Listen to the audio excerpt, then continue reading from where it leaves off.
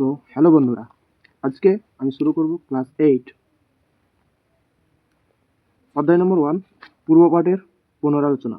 আসলে এই চ্যাপ্টারটা হচ্ছে তোমাদের ক্লাস 7 এর চ্যাপ্টারের রিভিশন আর কি। তোমরা যেটা আয়তক্ষেত্র এবং বর্গক্ষেত্রের ক্ষেত্রফলের চ্যাপ্টারটা পড়েছিলে সেই চ্যাপ্টারটারই আবার রিভিশন করতে হবে। তো প্রয়োজনীয় সূত্রসমূহ আগে আমরা এই চ্যাপ্টারে দেখে নেব। কি বললাম? প্রয়োজনীয় সূত্রসমূহ। নাম্বার 1, আয়তক্ষেত্রের ক্ষেত্রফলের সূত্র। আশা করি সবাই জানো।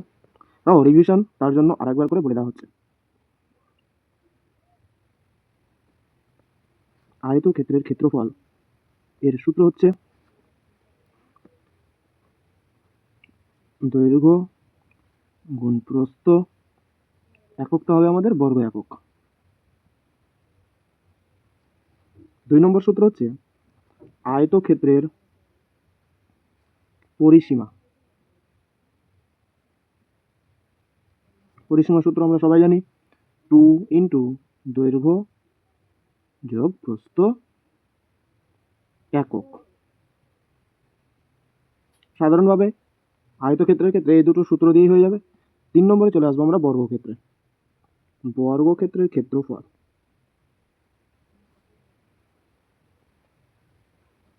আমরা সবাই জানি একটি বাহু তার স্কোয়ার। একটি বাহু দৈর্ঘ্যের স্কোয়ার বর্গ একক। 4 নম্বরে হচ্ছে বর্গক্ষেত্রের পরিসীমা সূত্র।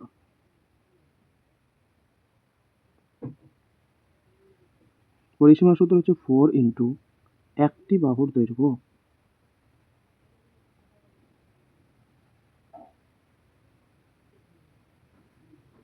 এককটা হবে একক শুধু। এবার আমাদের ক্লাস 7-এ সাধারণভাবে এই কয়েকটা সূত্র দিয়ে হয়ে গিয়েছিল, কিন্তু ক্লাস 8-এ যেহেতু উঠেছি তার জন্য আমাদের কয়েকটা জিনিস আরও মনে রাখতে হবে। যেমন হচ্ছে কোনো কোনো ক্ষেত্রে আমাদের এইরকম ছবি আসতে পারে।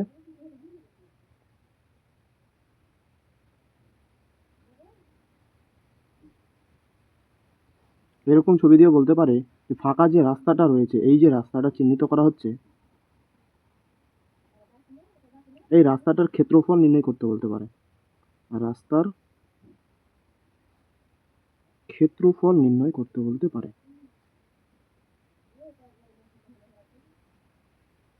তো অঙ্কটা দুটো পদ্ধতিতে করা যাবে। যেটা বেসিক সেটা আমি দেখাচ্ছি। ধরে নেওয়া যাক এটা দৈর্ঘ্যটা দেওয়া রয়েছে 50 এবং প্রস্থটা দেওয়া রয়েছে 30 এবং রাস্তাটা বলেছে, এই রাস্তার চওড়াটা বলেছে 2 মিটার। 2 মিটার চওড়া বলেছে। তাহলে সেক্ষেত্রে রাস্তার ক্ষেত্রফল বের করার জন্য প্রথমে কি করতে হবে? একটি খণ্ডের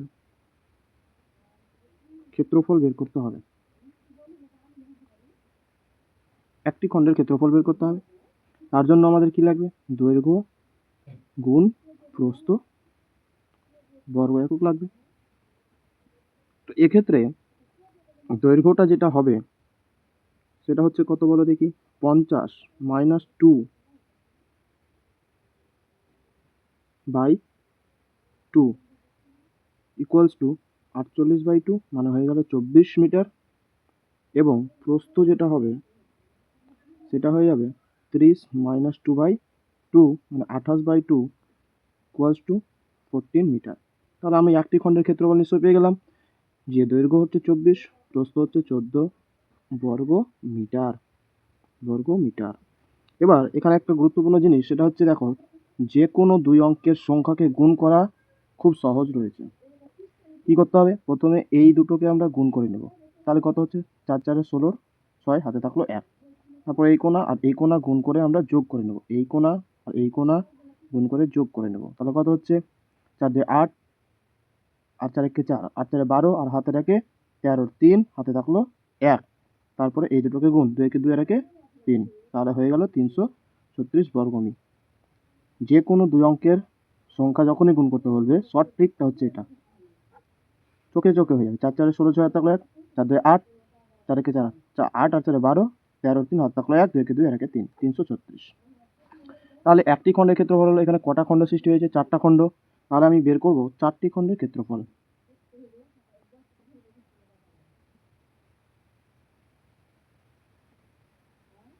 তিনশো 36 গুণিত 4 বর্গমি, কোনো একটা আসবে, এবার গুণ করা সহজ। 4 6 24, 4 হাতে থাকলো 2, 3 4 12 দিয়ে 14, 4 হাতে থাকলো 1, 3 4 12 রেখে 13 বর্গমিটার। আর পুরো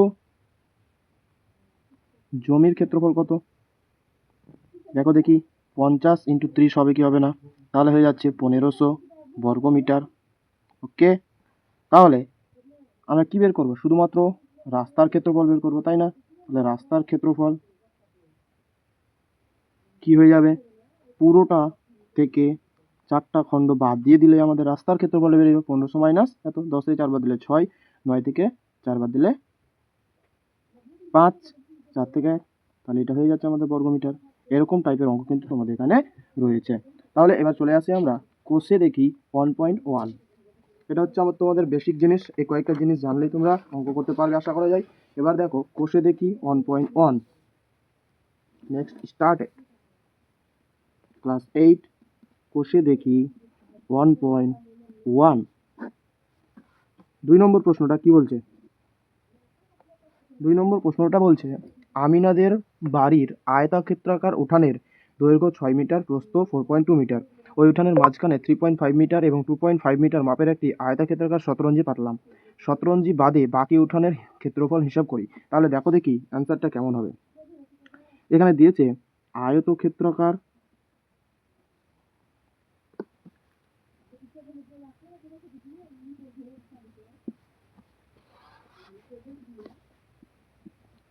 উঠানের দৈর্ঘ্য দেওয়া রয়েছে 6 মিটার, আয়তক্ষেত্রাকার উঠানের প্রস্থ দেওয়া রয়েছে 4.2 মিটার। অতএব এটা কিন্তু শতরঞ্জি সহ তোমাকে দেওয়া রয়েছে, তাহলে শতরঞ্জি সহ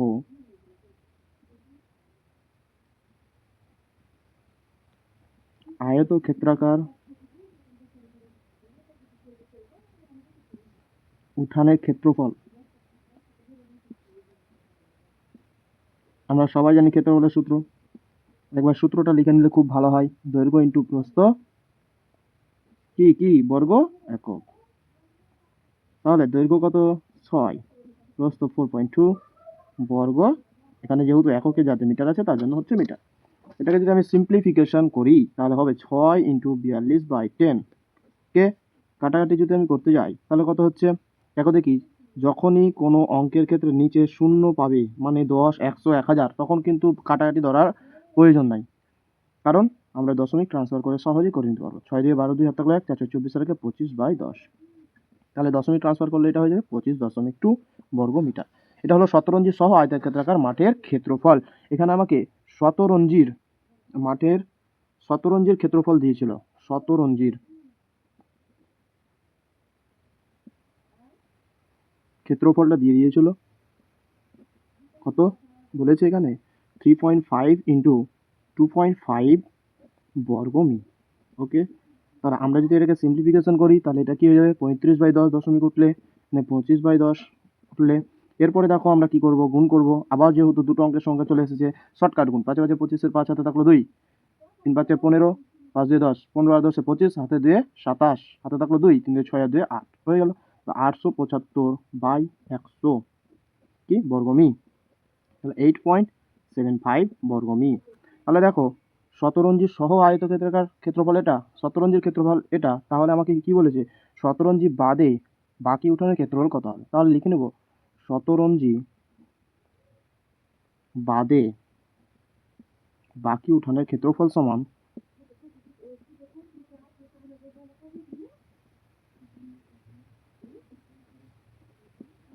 25.2 মাইনাস 8.75 বর্গমি। তাহলে আমাদের বিয়োগ, তাহলে কত হচ্ছে? 13.45 বর্গমি। This is the answer. 14 থেকে 8 বাদ দিলে 6 ছিল, 6 সরি, তাহলে 45 বর্গমিটার। ঠিক আছে, তারপরে অঙ্ক কি বলছে? অজন্তা হাউসিং কমপ্লেক্সের বর্গক্ষেত্রাকার পার্কের বাইরের চারিদিকে 3 মিটার চওড়া একটি রাস্তা আছে। রাস্তা সমেত পার্কের পরিসীমা এত মিটার হলে রাস্তাটির ক্ষেত্রফল কত হবে। তাহলে ধরে নিই বর্গক্ষেত্রাকার পার্কের ধরি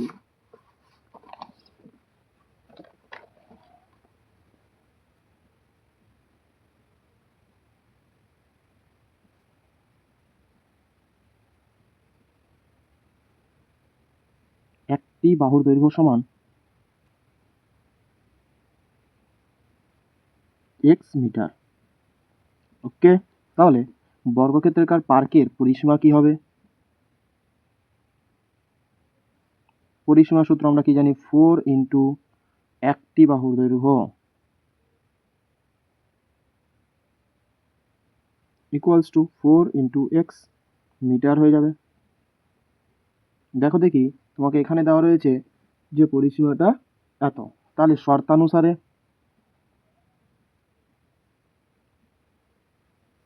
নিশ্চয়ই 4x ইকুয়ালস টু 484 বা x ইকুয়ালস টু 484/4, তাহলে কত হয়ে যাচ্ছে? 1 2 1।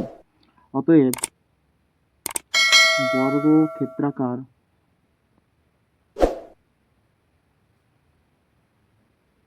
পার্কের একটি বাহুর দৈর্ঘ্য বেরিয়ে গেল 121 মিটার।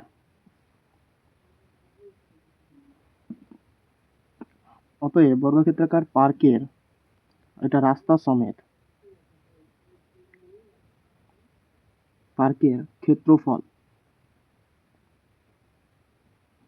কত হবে?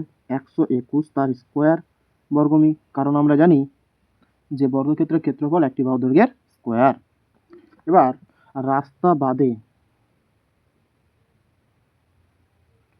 বর্গক্ষেত্রাকার পার্কের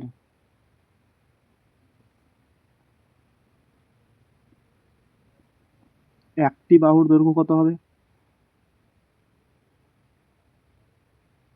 হবে 121 মাইনাস 3 মিটার কষ্ট কত হচ্ছে?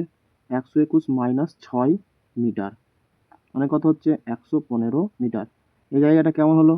এই যে এটা হচ্ছে বর্গক্ষেত্রাকার মাঠ, তার ভিতরে রয়েছে এই যে চওড়া একটা রাস্তা, এইটা রাস্তাটা দৈর্ঘ্যটা হচ্ছে 3 মিটার।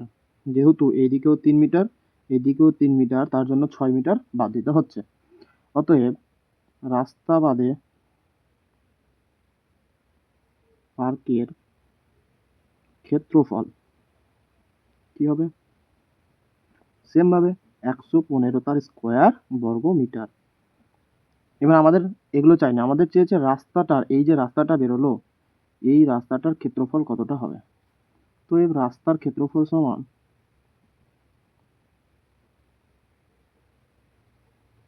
কি হবে? পুরোটা থেকে শুধুমাত্র রাস্তা বাদ দিলে হয়ে গেল 121 তার স্কোয়ার মাইনাস 115 তার square বর্গমি।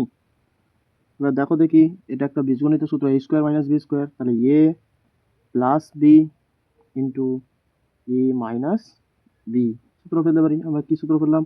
a square minus B square সমান a plus B into A minus B. তাহলে যোগ করা সহজ, গুণ করা সহজ। 5 রেখে 6, 2 রেখে 3 2 ইন্টু 11 থেকে 5 বাদ দিলে 6, 1 একে 0 মানে 6 হবে শুধুমাত্র, 121 থেকে 15 বাদ, তাহলে এটা গুণ করলে 6 6 36, 6 থাকলো 3 318 আর 3 21, হাতে থাকলো 2, 6 দিয়ে 12 আর দিয়ে 14 বর্গ মি। চলো অ্যান্সারটা মিলিয়ে নেওয়া যাক। 1416 বর্গ মি।